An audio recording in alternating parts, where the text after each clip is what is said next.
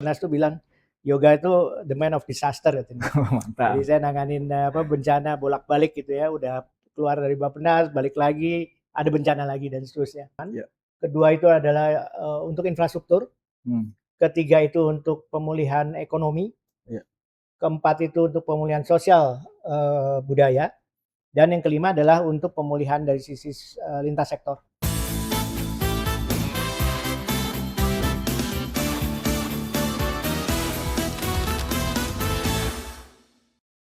Halo Sobat Pembangunan Bappenas, ketemu lagi bersama saya Bebe Hanzian di Poros Kewilayahan Podcast Obrolan Santai Deputi Kewilayahan Bappenas bersama bintang tamu yang sangat spesial pada hari ini, dan kita akan membahas tentang bencana karena kemarin sangat menarik gitu ya, membahas bagaimana bencana Sumatera itu menyebabkan kerugian triliunan rupiah dan bagaimana penyelesaiannya. Kita nanti akan berbincang langsung dengan narasumber yang sangat kompeten pada podcast kali ini, dan nanti kita juga akan spill buku tentang rencana induk percepatan rehabilitasi dan rekonstruksi pasca bencana Provinsi Sumatera Barat, Sumatera Utara, dan juga Aceh ya. Dan kita akan langsung kenalan dengan narasumber kita. Selamat datang Pak Yoga. Mungkin Pak Yoga bisa memperkenalkan diri dulu kepada Sobat Pembangunan dan para netizen yang budiman ini. Mungkin background-nya, kemudian pengalamannya, dan mungkin terkait dengan bencana ini. Silakan Pak. Oke, makasih Mas Bebi. Assalamualaikum warahmatullahi wabarakatuh buat teman-teman sekalian yang mengikuti podcast Poros Kewilayahan ini. Saya Suprawiga Hadi. Saya sekarang PHU Perencana Ahli Utama di Bappenas sejak 2017 sebetulnya. Terus terpotong 4 tahun saya sempat jadi deputi di Setwapres, dan 2024 kemarin baru gabung lagi di Bappenas. Saya orang tua di Bappenas, udah 36 tahun saya di Bappenas. Waduh. Jadi udah senior banget, tinggal nunggu 5 tahun lagi pensiun. 2025 saya nanganin Aceh waktu itu, ya alhamdulillah waktu itu saya direktur KKDT di Bappenas. Kemudian nangani kebencanaan. Jadi Aceh Nias tuh saya juga nanganin waktu 2005 sampai 2011 waktu itu.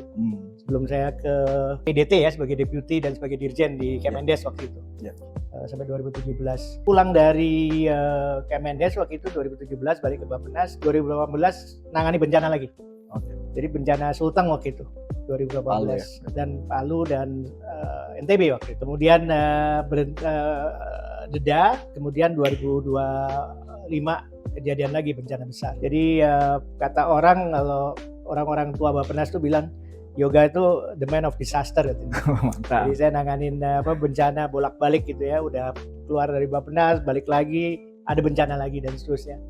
Tapi alhamdulillah apa yang saya alami selama 36 tahun, mungkin 20 tahun terakhir ya, sejak Aceh, Nias, kemudian ada Jogja, kemudian ada Merapi, ada Sumatera Barat, ada Palu, kemudian sekarang bencana di 3 provinsi di Sumatera. Terasa dinamika penanganan yang dilakukan Bappenas ini juga sangat beragam, dan banyak hal yang kita lakukan, penyusunan rencana induk maupun rencana aksi yang selama ini kita siapkan, dan alhamdulillah dengan proses yang cukup capek sebetulnya selama 4 bulan terakhir ya. Kita mulai ini sejak akhir Desember waktu itu, dan kemudian sampai ya alhamdulillah kemarin tanggal 6 April udah disepakati, udah disetujui untuk bisa ditetapkan dalam hal ini rencana induknya. Baik Pak. Langsung mengkerucut mungkin ya, peran Bappenas sendiri di bencana ini sekrusial apa sebenarnya Pak? Kenapa Bappenas yang harus menghandle atau melit dari semua penanganan bencana Sumatera ini? Jadi ini kembali ke regulasinya, karena memang ada Kepres ya nomor 1 tahun 2026 tentang satuan tugas percepatan rehabilitasi rekonstruksi pasca bencana Sumatera. Dan Bappenas di situ ditetapkan sebagai kepala atau ketua bidang penyusunan rencana induk atau rencana aksi untuk pemulihan. Jadi Kepres nomor 1 itu sudah menetapkan Bappenas untuk menyusun rencana induk maupun koordinasi rencana aksi. Kemudian di dalam Inpres nomor 18 tahun 2025 itu juga ditetapkan tugas dari Bappenas untuk menyusun rencana induk maupun juga mengkoordinasikan rencana aksi, termasuk juga memobilisasi sumber-sumber pembiayaan dalam hal ini. Jadi paling tidak ada 3 penugasan dari 2 regulasi tadi Kepres 1 maupun Inpres 18 ya. yang menugaskan Bappenas untuk fokus untuk menyusun rencana induk dalam hal ini. Oke, Bapak ini kan sebagai ketua harian ya, ketua harian penyusunan rencana induk ini. Nah, mungkin bisa dijelaskan kendalanya gitu pada saat penyusunan ini pasti banyak ya, terkait organisasinya dengan KL dan juga dengan daerah. Mungkin bisa disampaikan bagaimana sulit apa menyusun rencana induk ini, Pak? Sebetulnya ini agak berbeda dengan penanganan bencana-bencana sebelumnya. Mungkin yang bisa dibandingkan dengan Aceh Nias ya, waktu itu kan 2 provinsi ya. Tapi kalau dilihat dari jumlah kabupatennya juga nggak sebanyak ini. Iya. Jadi beberapa tantangan yang waktu itu kita hadapi sebetulnya adalah masalah koordinasi dan komunikasi. Ini kan kita berurusan dengan 3 provinsi, berurusan dengan 53 kabupaten kota terdampak. Kemudian kita juga berurusan dengan 33 kementerian lembaga. Malah tadinya sebenarnya sekitar 38 kementerian lembaga. Jadi bukan hal yang sederhana kita mengkoordinasikan bagaimana kementerian lembaga yang sangat beragam sektoral tadi untuk bisa menyusun rencana aksi sesuai dengan kebutuhan daerah. Daerah juga mengusulkan bukan hanya sekedar shopping list ya, tapi juga benar-benar usulan untuk kebutuhan, untuk pemulihan dan sebagainya.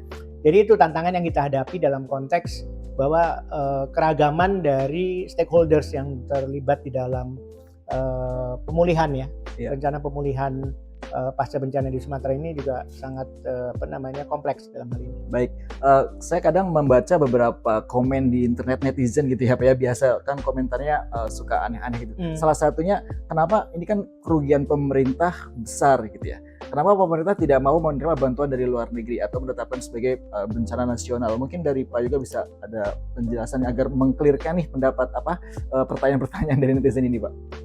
Sebetulnya kalau dilihat dari kebutuhan untuk pembiayaan, pemerintah kan dari awal memang udah komit ya untuk bisa istilahnya berdikari lah. Kita coba menyiapkan dana sendiri, dan itu kan sudah ditunjukkan dengan komitmen dari Kementerian Keuangan waktu itu menegaskan bahwa sudah disiapkan dana sekitar 75 triliun. Waktu itu dengan asumsi anggaran 75 itu cukup lah. Jadi ini memang masih akan dibahas lagi. 75 itu juga 3 tahun ya, 3 tahun anggaran. Oleh karena itu kita memang melihat pemerintah masih bisa lah menghandle ini, sehingga bantuan dari luar dan sebagainya itu kemudian kita coba batasi dulu. Tapi memang di dalam rencana induk sudah kita tuangkan bantuan luar negeri dimungkinkan untuk bisa dilibatkan dalam proses pemulihan ini sepanjang itu sudah committed, yang ongoing. Yang ongoing berarti ya. Ongoing kita bisa manfaatkan untuk kegiatan pemulihan realokasi mungkin. Realokasi maupun juga mungkin relokasi ya dari lokasinya di daerah lain menjadi di daerah 3 provinsi ini dan seterusnya.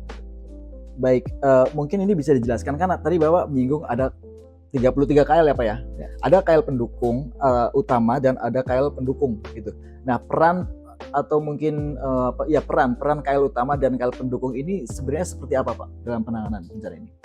Jadi KL utama itu sebetulnya kita tetapkan lebih dulu karena yang benar-benar terlibat di dalam proses atau pelaksanaan Rehaprekon.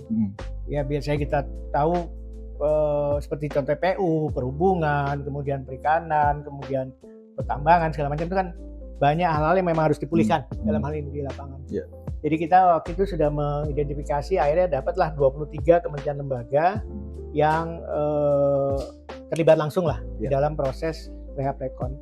Nah sementara ada 10 KL yang sifatnya pendukung yang tidak terlibat langsung dalam proses pembangunan kembali, rehabilitasi, rekonstruksi, tapi dari sisi pengendalian contohnya. Seperti Kemendagri, Menko PMK, Menko IPK, kemudian seperti Bappenas juga nggak membangun di lapangan kan, tapi kita menyusun rencana induk, nanti monitoring evaluasinya dan seterusnya. Jadi pembagiannya seperti itu. Ada pembagian yang clear dan cukup jelas gitu ya. Dan ini kita bisa lihat ya, Sobat Pembangunan rencana induknya, bukunya ini ada 3 buku karena ini masing-masing provinsi jadi satu ya, Sumatera Barat, Sumatera Utara, dan Aceh. Nah mungkin dari Pak Yoga bisa dijelaskan isinya apa sih? Apakah hanya infrastruktur aja atau infrastruktur ekonomi sosialnya bagaimana gitu, atau hanya pendidikan yang diutamakan, kesehatan, atau seperti apa garis besar dari buku ini Pak? Buku rencana induk ini sebetulnya pakemnya ya. Kerangkanya itu pertama adalah kita harus mengemukakan mengenai kerusakan kerugiannya seperti apa. Betul. Jadi damage and losses-nya itu yang diidentifikasi seperti apa. Kemudian yang kedua adalah dalam sisi kira-kira visi misinya untuk pemulihan ini seperti apa. Seperti sekarang kita kenal dengan Build Back Better, Safer and Sustainable dalam hal ini. Kemudian yang ketiga, ini yang sebetulnya cukup baru ada di rencana induk ini adalah bab mengenai penataan ruang dan bagaimana kita bisa meyakinkan kita bisa mendapatkan hasil yang better, safer, dan sustainable melalui zona rawan bencana dan sebagainya. Jadi ini poin ketiga yang dimuat di dalam rencana induk ini. Kemudian yang keempat itu adalah pemulihan dari sisi 4 aspek komponen utama dalam hal ini. Pertama adalah pemulihan dari sisi pemukiman, perumahan dan pemukiman. Kedua itu adalah untuk infrastruktur. Ketiga itu untuk pemulihan ekonomi. Keempat itu untuk pemulihan sosial budaya. Dan yang kelima adalah untuk pemulihan dari sisi lintas sektor. Dan itu keempat atau kelima komponen tadi kemudian dijadikan komponen utama dari proses rehabilitasi dan rekonstruksi tadi. Baik. Huntaranya, huntapnya, kemudian infrastrukturnya, pasar, kemudian sekolah, kemudian sana pemerintahan segala macam itu secara utuh ada di sana. Dan yang khusus untuk yang buku provinsi kita tambahkan dengan termasuk yang di pusat sebetulnya. Bagaimana aspek pembiayaan, aspek kelembagaan, aspek regulasi. Itu dimuat secara khusus di bab tersendiri di bab 8. Dan khusus untuk buku provinsi kita tambahkan dengan rencana aksi. Oke. Makanya tebal-tebal ada nih di lampiran belakang ini, itu belakang ini 23 rencana aksi itu dari kementerian lembaga kemudian dimuat di dalam lampiran dari rencana induk dari masing-masing provinsi. Baik. Tadi Bapak menyebutkan KL dan daerah. Nah, proses sinkronisasi mungkin ya antara Renduk ini yang daerah kan sudah menyusun juga ya dari Jitu Pasnanya begitu ya. Nah, itu apakah ada kendala tertentu atau mungkin tantangan yang paling paling sulit untuk dihadapi dalam proses penyelarasan atau mungkin pendampingan dengan daerah dan pusat ini gimana Pak? Jadi memang ini agak menariknya kita menyusun rencana induk Sumatera ini. Itu dari sisi R3P. R3P itu adalah rencana rehabilitasi dan rekonstruksi pasca bencana. Itu by law memang sudah ada melalui peraturan BNPB nomor 5 tahun 2017. Itu udah ada pakemnya tuh. 5 komponen tadi, kemudian bagaimana kita pembiayaannya dan sebagainya melalui pembiayaan dari pusat, pembiayaan dari provinsi, kabupaten, kota maupun juga non pemerintah. Jadi sudah istilahnya dijembreng lah sumber pembiayaan dan sebagainya. Nah, dari R3P yang disusun oleh masing-masing kabupaten kota yang udah direkap oleh provinsi, kita mendapatkan angka yang fantastis sebetulnya, 205 triliun. Secara keseluruhan, 153 triliun dari Aceh, sekitar 30 triliun dari Sumatera Utara, dan kemudian 18 triliun di 21 triliun di Sumatera Barat. Jadi udah terbagi dalam hal ini. Nah, sementara uang kita seperti tadi kan, kita cuma punya uang 75 triliun nih. Untuk menangani 205 triliun, itu kan sepertiganya cuman kan. Nah, kemudian kita kan perlu sisir lagi nih. Nah, kita sisir antara Jitu Pasna itu kan kajian kebutuhan pasca bencana, dikaitkan juga dengan rencana aksi dari sektoral dalam hal ini. Nah, itu kemudian kita punya 4 kategori. Yang kategori pertama tuh yang clear antara usulan dengan supply dan demand-nya lah istilahnya. Yang kedua, supply demand-nya perlu ada penyesuaian dalam hal ini. Nggak pas banget. Yang ketiga, ada di supply side atau di kementerian lembaga tapi nggak ada di daerah. Nah, yang keempat yang repot nih, usulan dari daerah tapi nggak ada di pusat. Nah, ini yang yang kemudian nanti akan dibahas secara khusus di forum Rakortek Renbang untuk 3 provinsi ini karena ini kewenangan daerah. Dengan Kemendagri ya nanti ya? Yang Dagri nanti yang akan ditangani oleh Dirjen Bangda. Jadi ini yang sebenarnya kita lihat sekitar 17,5 triliun. 17 triliun. Itu yang istilahnya belum bisa ditangani oleh pusat dalam hal ini. Jadi secara total kita dapat angka akhirnya 100 triliun 200 miliar lah. Ya 100 kurang lebih 100 triliun begitu ya Pak. 100,2 triliun. Dimana 17 sekiannya itu kewenangan daerah yang nanti akan top up ya, di luar 102 itu. 17,5. Oh, itu top up ya. Di luar di luar 100 triliun. Karena 100 triliun itu yang masuk ke DIPA KL ya. Kementerian lembaga yang 23 tadi. Ditambah setengah triliun untuk yang 10 kementerian lembaga pendamping atau pendukung tadi. Menyinggung terkait dengan zona tadi rawan bencana yang tadi Pak Yoga sampaikan gitu ya. Pembagiannya itu seperti apa sih? Misalnya ini ada wilayah yang tidak terkena bencana, tapi dia masuk zona rawan bencana nih. Apakah itu juga akan dipindahkan dalam hal ini mungkin, atau ada fasilitas mungkin kita harus pindahkan dan ganti di build back better tadi, atau seperti apa Pak? Mungkin bisa didetailkan. Jadi ZRB itu sebetulnya punya fungsi untuk bisa dijadikan masukan dalam penataan kembali ruang. Ruang dalam konteks kan ruang yang nanti akan dibangun hunian tetap. Akan dibangun namanya infrastruktur di sana dan seterusnya. Jadi sebelum ditetapkan lokasinya, mereka harus lihat dulu apakah lokasi tersebut rawan atau enggak terhadap bencana, atau aman. Kan kita punya paling enggak 3 kategori kan. Kategori aman, kategori siaga, kategori bersyarat, dan kategori yang tidak boleh sama sekali, yang prohibit. Jadi ini 4 kategori yang sudah ditetapkan, sehingga kalaupun seorang bupati atau wali kota ini menetapkan yang namanya lokasi untuk hunian tetap, itu harus benar-benar melihat, jangan sampai itu lokasinya merah. Tapi kalau bisa yang hijau, Pak Mendra. Jadi ini konteksnya sebetulnya untuk memberikan pertimbangan, termasuk tata ruang nanti harus direvisi kan, mau nggak mau kan dalam hal ini, supaya seperti das dan sebagainya harus dibenahi lagi dan seterusnya. Baik, mungkin dari Pak Yoga, dari semua penjelasan tadi nanti ada yang ingin disampaikan yang belum tercapture dari pertanyaan saya, dan juga mungkin dari dari Pak Yoga sendiri yang ingin disampaikan bisa nanti ya. Tapi saya akan mencoba menanyakan satu hal lagi Pak Yoga, mohon izin. Terkait dengan rencana induk ini kan diacu semua KL. Bappenas kalau saya tidak salah gitu ya Pak. Ini memang sering membuat dokumen nih. Tapi dokumen ini sepertinya cukup powerful nih Pak nih. Jadi kalau misalnya ada KL yang tidak melaksanakan dari program-program yang sudah atau kegiatan-kegiatan yang ada di lampiran ini, itu apakah ada konsekuensinya atau mungkin seperti apa Pak? Jadi udah disepakati kemarin bahwa rencana induk ini akan ditetapkan melalui kerangka regulasi Perpres. Jadi kalau ada Perpres berarti kan nanti punya konsekuensi hukum ya. Dalam hal ini. Dari 2 sisi memang. Dari sisi supply, nah kita harus melihat dalam konteks apakah yang tertuang di sini benar-benar bisa diimplementasikan di lapangan. Tapi paling tidak dari sisi demand-nya, bahwa apa-apa yang nanti diusulkan kemudian diminta untuk dibiayai dan sebagainya harus ada di rencana induk. Kalau nggak ada dalam rencana induk, tidak layak untuk didanai.